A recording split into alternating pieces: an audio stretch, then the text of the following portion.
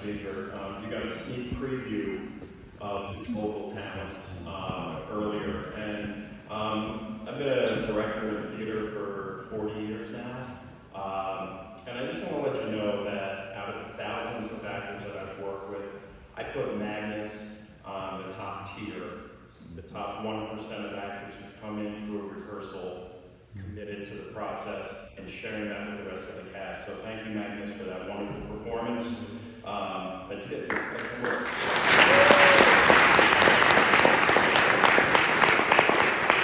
It is with great pride that I introduce our next speaker, Magnus Sr. Lyceum. Last August, when I arrived on campus for my first year at All Saints, I quickly picked up on the respect that the community had for Magnus, but also witnessed the respect that he has for all members of the All Saints community. Be it in my advisory as an integral part of SGA, in the classroom, on the athletic field, and yes, on the stage, Magnus leads not only through words, but through action. I don't know if leaders are born or created. I do know that Magnus is a true leader in thought, words, and action. It is my honor to present Magnus Sr. Lyceum.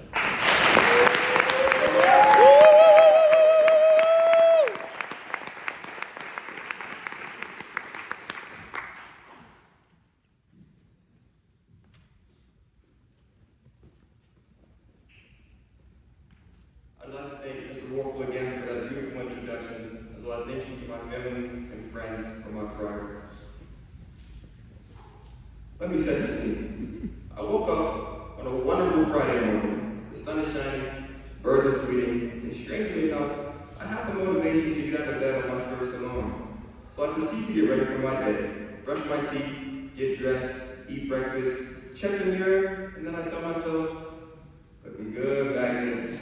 Then just as I'm about to walk out the door, I decide to open up my phone, go to Instagram, and the first reel I see to start my morning is, next slide please, Magnus.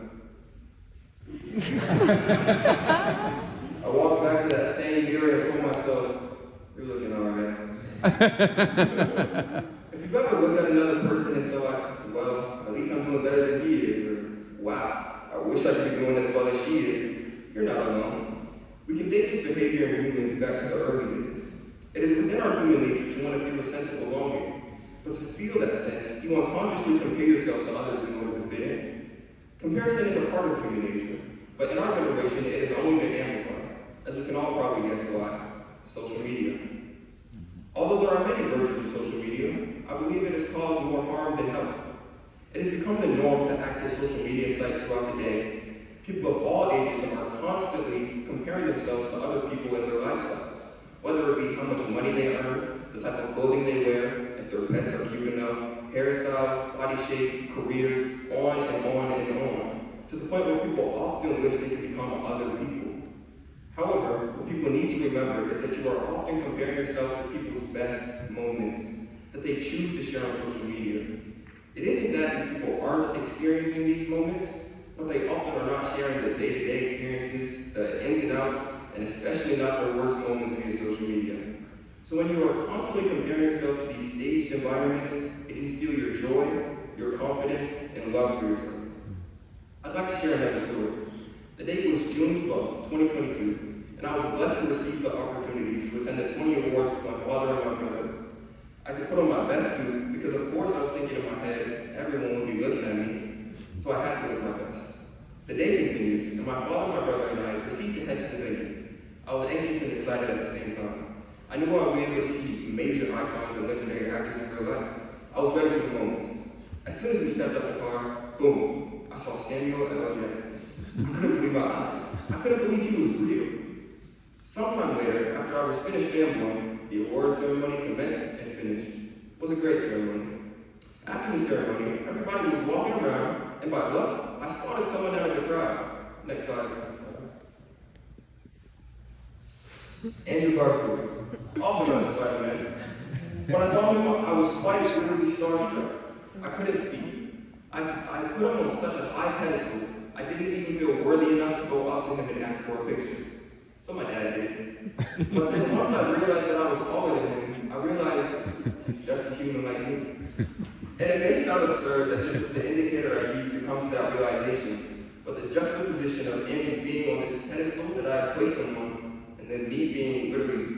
next to him on that pedestal cleared things up for me. Now, I know the story may seem to be me boasting about my experience meeting famous people, but truly, I want to tell you that these people you place so high above you on the social scale are the exact same as you. Yes, they may have more money than you and nicer things, but they still cry just like you, laugh just like you, love just like you, and even go to the bathroom just like you. So you can't let these people make you doubt yourself and your progress just because you aren't where they are in this exact moment. One final story.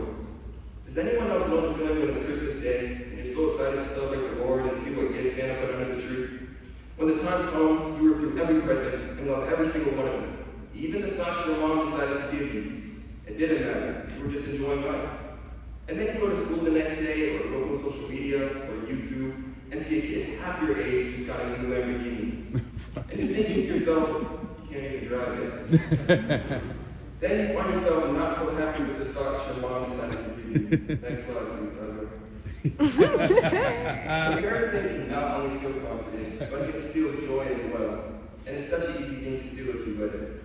In a study done by the National Institute of Health on the correlation between social media and mental illness in Saudi Arabia in 2017, researchers gathered approximately 400 individuals from ages ranging from 16 to 25 to help determine the impact that social media had on mental health.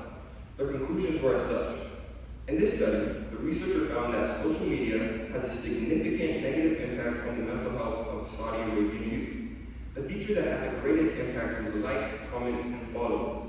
This suggests that individuals who are seeking validation and social esteem through social media may be prone to experiencing stress, depression, and anxiety. These findings align with previous research that has identified the presence of influencers on social media as a potential source of stress and depression for regular users who may feel pressure to emulate these individuals. So my challenge to you is to learn to appreciate what you have, learn to appreciate yourself, and reconsider the value you place on your social media accounts. Truly consider if what you are viewing or posting is placing real value in the world or is helping someone. If not, move on. Most importantly, do not let comparisons steal your joy, your confidence, or your love. Everybody has their own path, and everybody is going at their own pace. And if nobody has told you recently, you are doing just fine where you are, and things will come into fruition. I'd like to end with a quote from my favorite artist. Always gonna be a bigger house somewhere, but hear me. As long as the people in there love you dearly. Always gonna be a car that's better than the one you got. Always gonna be some clothes that are fresher than the ones you rock. Always gonna be a girl that's more beautiful out there on the tours. But you are never going to be happy until you love yours. Thank you.